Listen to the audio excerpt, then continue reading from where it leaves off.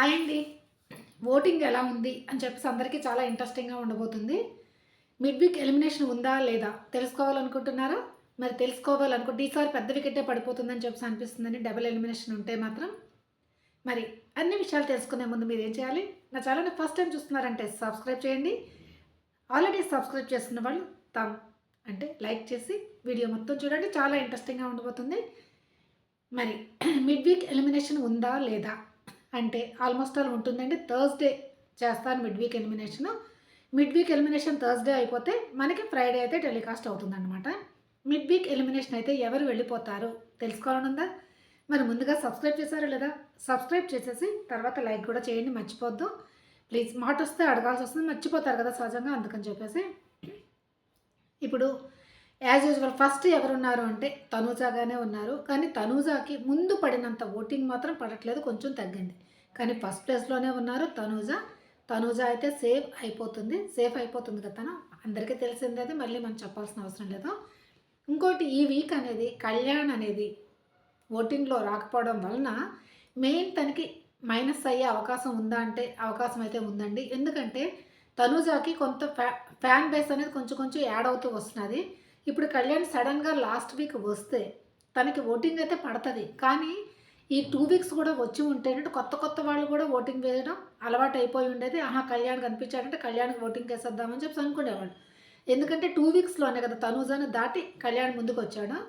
మళ్ళీ 2 వీక్స్ అయిపోయిన తర్వాత మళ్ళీ తను ఓటింగ్‌లోకి రాకపోవడం వల్ల మరి కొంచెం ఇదిగా ఉంది. ఆ 2 వీక్స్‌లో చాలా ఇంట్రెస్టింగ్‌గా ఉన్నది టగ్ ఆఫ్ వార్ గాని తనూజానా కళ్యాణ్ అని చెప్పేసి. ఇప్పుడు ఉన్నది. చూద్దాం వీళ్ళిద్దరికీ గ్యాప్ పెరుగుతాదా? తగ్గుతాదా? అని చెప్పేసి.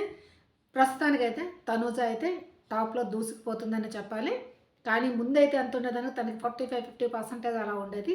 ఇప్పుడు అలాగైతే లేదండి. తనకి పడుతున్న ఓటింగ్ ఇప్పుడు 38% మాత్రం ఓటింగ్ అయితే ఉన్నది తనూజకి. తర్వాత నెక్స్ట్ సెకండ్‌లో ఎవరు ఉన్నారు అని చెప్పేసి అందరూ అనుకుంటున్నారు కదా!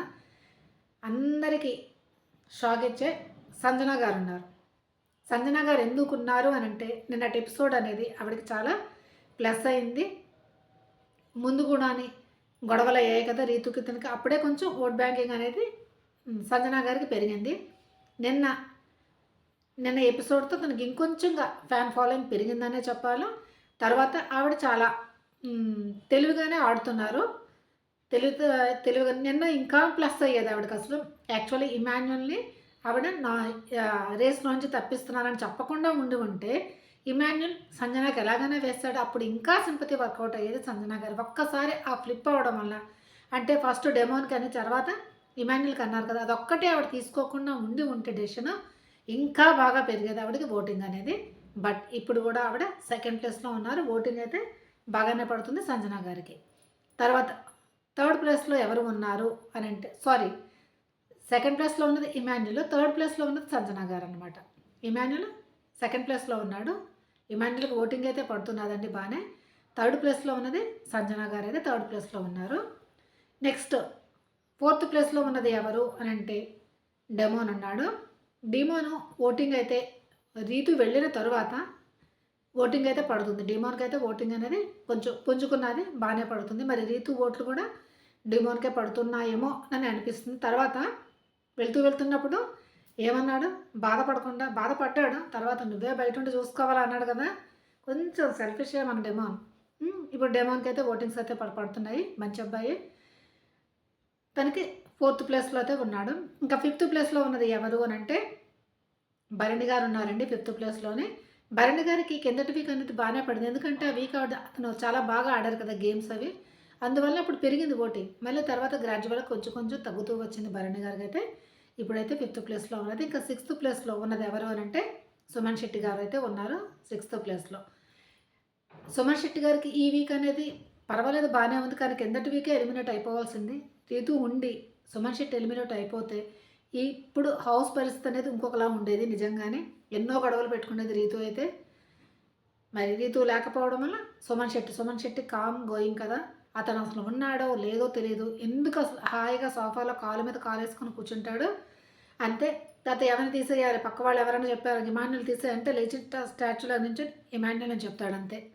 ఇంకా ఆటొస్తే ఆడాల్సొస్తే ఆడతాడు. అవ్వకపోతే హాయిగా కూర్చుంటాడు. అంతే ఒక మాట ఉండదు. ఏమీ ఉండదు. ఆయన ఇన్ని వీక్స్ ఉన్నారంటే చాలా చాలా గ్రేటే. ఈ వీక్ అయితే అతను పంపిస్తేనే బాగుంటుందని నేను అనుకుంటున్నాను. ప్రేక్షకులైన ఆడియన్స్ కూడా అదే విధంగా ఉన్నారు కనుక ఈ వీక్ సుమన్ శెట్టి గారైతే ఎలిమినేట్ అయిపోతున్నారు. మిడ్ వీక్ ఎలిమినేషన్ ఉన్నది అని చెప్పేసి టాక్.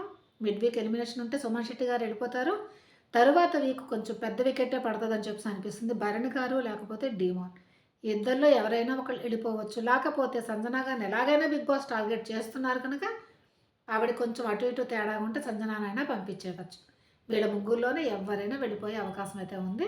ప్రస్తుతానికి అయితే తనూజ అండ్ ఇమాన్యుల్ వీళ్ళిద్దరూ మాత్రం చాలా చాలా సేఫ్. అది మాట మిడ్ వీక్ ఎలిమినేషన్ అయిపోతే సుమన్ శెట్టి గారు, వీకెండ్లో డిమోన్ ఆర్ భరణి వీళ్ళిద్దరిలోనే మోస్ట్ ప్రాబబ్లీ ఉన్నారు. ఎందుకంటే సంజన గారికి అయితే ఓటింగ్ అయితే బాగానే పడుతున్నది. అందుకని చెప్పేసి ఒకవేళ సింగిల్ ఎలిమినేషన్తో ఓన్లీ సుమన్ శెట్టి అయిపోతారు. టాప్ 6 పెడతారేమో చూడాలి మరి. ఇది అండి. మరి నేను చెప్పిన ఈ ఇన్ఫర్మేషన్ మీకు నచ్చిందని అనుకుంటున్నాను. నచ్చితే మీరేం చేయాలి, ఒక్క లైక్ వేసుకొని లైక్ చేస్తేనే వీడియో అనేది కొంచెం ముందుకు వెళ్తుంది. అందుకని చెప్పేసి సబ్స్క్రైబ్ చేసుకోలేని వాళ్ళు ప్లీజ్ సబ్స్క్రైబ్ చేసుకోండి. Okay, bye. చూడండి, షార్ట్గా చెప్పేశాను కదా, ఎక్కువ లెంత్ చేయకుండా. దానికన్నా మీరు లైక్ అండ్ సబ్స్క్రైబ్ చేసుకోవాలి కదా. Okay, bye.